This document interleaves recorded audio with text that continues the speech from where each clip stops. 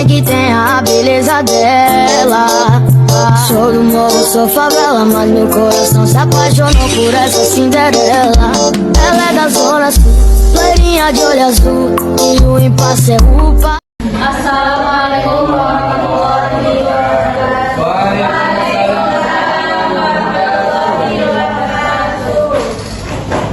Halo sahabat belajar PC, balik lagi bareng saya Nabil Mukama di podcast seru, podcast yang gak bikin kamu pintar tapi juga gak bikin kamu ngantuk.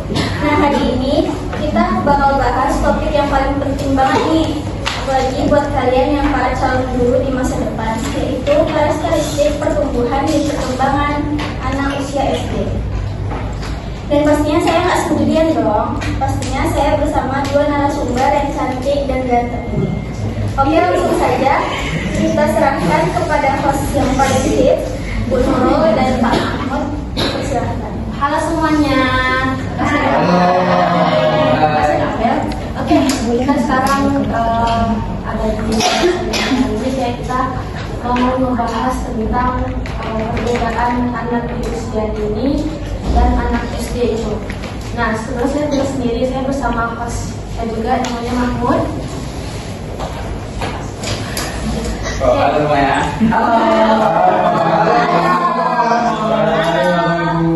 Oke, dan sebelumnya kita sudah kedatangan narasumber kita, ada dua, yaitu ada Ibu Melani dan Bapak Firman. Boleh perkenalkan dulu?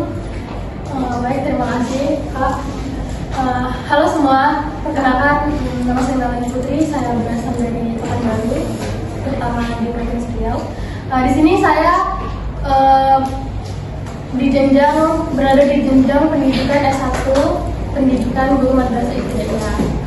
Nah, di sini saya sangat berkeinginan besar dalam mencapai pendidikan anak SD itu yang untuk anak SD yang kreatif dan cemerlang. Nah, mungkin itu sih latar belakang saya. Lanjut ke narasumber kedua. Oke, perkenalkan nama saya Firman Syahputra. Halo Pak. Saya sekarang dari ini sekarang sedang menempuh pendidikan sarjana S1 di jurusan pendidikan guru madrasah ibtidaiyah di Universitas Muhammadiyah Riau. Oke.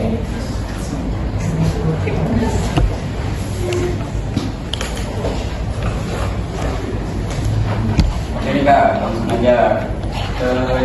Coba dong dijelasin apa sih yang harus kita tahu tentang anak usia SD ini Kak? Boleh dong Kak Melani? Oke, baik, terima kasih. Boleh banget. Nah, sekarang kita membahas tentang anak usia dini dan anak usia SD. Nah, di sini itu dari segi AUD, anak usia dini itu disebut AUD, dan mereka juga dikenal sebagai golden age. Maksudnya itu mereka itu masih dibilang menjadi generasi emas. Kenapa kayak gitu? Karena pikiran mereka itu masih cemerlang, masih luas, masih sangat-sangat butuh yang namanya itu apa ya, tekanan. Maksudnya itu mereka itu secara pikiran itu luas dan rasa ingin tahunya itu tinggi. Itu kalau untuk anak usia dini. Nah, pada dunia pendidikan anak usia dini itu dikenal ada 3 tahapan. Pertama itu tahapan dari usia 0 sampai 2 tahun itu anak itu disebut sebagai bayi. Nah, selanjutnya pada usia 2 sampai 4 tahun itu disebut balita lanjut. Untuk seterusnya sampai dari 4 ke 6 tahun itu disebut balita lanjut. Yang dari usia 2 sampai 4 tahun itu balita awal, dan 4 sampai 7 tahun itu, 4 sampai 6 tahun itu balita lanjut. Nah, kalau untuk anak usia SD itu dikenal dari umur 6 sampai 12 tahun.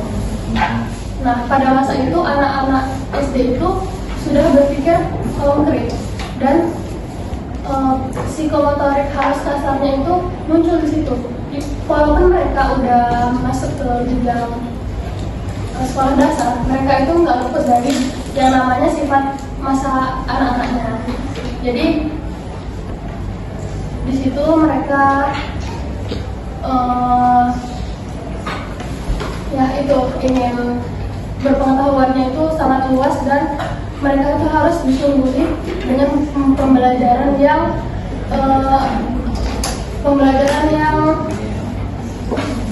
mungkin nggak bisa abstrak tuh kalau dikenal dengan anak sendiri. Oke, terus bedanya apa nih Kak Firman kalau dari cara mereka belajar? Oke, jadi teman-teman kalau nanya bedanya itu kelihatan dari kognitifnya. Jadi anak SD itu udah mulai jago berpikir konkret ketika mereka sudah SD. Mereka sudah mulai paham simbol, logikanya udah mulai jalan. Bahkan yang paling penting mereka sudah bisa membangun konsep diri. Bahkan mereka sekarang di usia anak SD itu mereka tidak cuma main sendiri lagi. Jadi mereka juga butuh interaksi kelompok sosial yang lebih luas. Biasanya anak SD itu lebih mudah memahami sesuatu yang konkret, yang nyata, yang bisa dipegang dan bisa dilihat. Karena anak SD itu belum terlalu sulit, bisa dikatakan sulit memahami sesuatu yang abstrak, yang tidak terlihat atau membayangkan sesuatu. Jadi gitu. Jadi harus konkret ya. Jadi bagaimana soal perasaan sama teman-teman itu gimana? Nah, kalau sosialnya nih, mereka itu mulai membangun kelompok yang minatnya sama. Mereka mulai bekerja sama dan bersolidaritas. Secara emosional, mereka sudah mulai paham empati. Tetapi mereka juga butuh bimbingan dari orang yang dewasa. Makanya nih, buat calon-calon guru harus berhati-hati dalam memberi kritikan, karena ujian dari guru itu sangat mempengaruhi rasa percaya diri kepada mereka.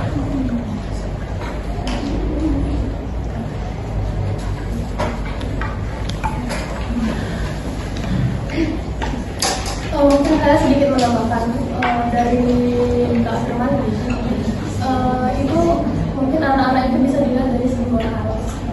Kenapa? Karena anak SD itu mereka itu sekarang nggak tahu lagi tuh kalau dihukum, karena mereka itu udah tahu aturan dari aturan tersebut. Jadi mereka itu bisa udah membedakan mana yang baik mana yang buruk di usia yang anak SD itu. Dan pembelajaran itu harus ada perkembangan siswanya, nggak boleh keluar dari itu tadi jalur kita di sini. Mungkin itu Pak. Perkembangan ya. Jadi intinya guru PGRI atau guru SD harus paham aspek fisik, kognitif, sosial, dan emosional supaya strateginya bisa pas, gitu ya. Nah, memang itu yang dibilang dari Pak Firman dan Bu Nani. Jadi guru itu bukan cuma transfer ilmu, tapi juga transfer nilai kehidupan yang butuh pendekatan penuh, kasih sayang dan hikmah.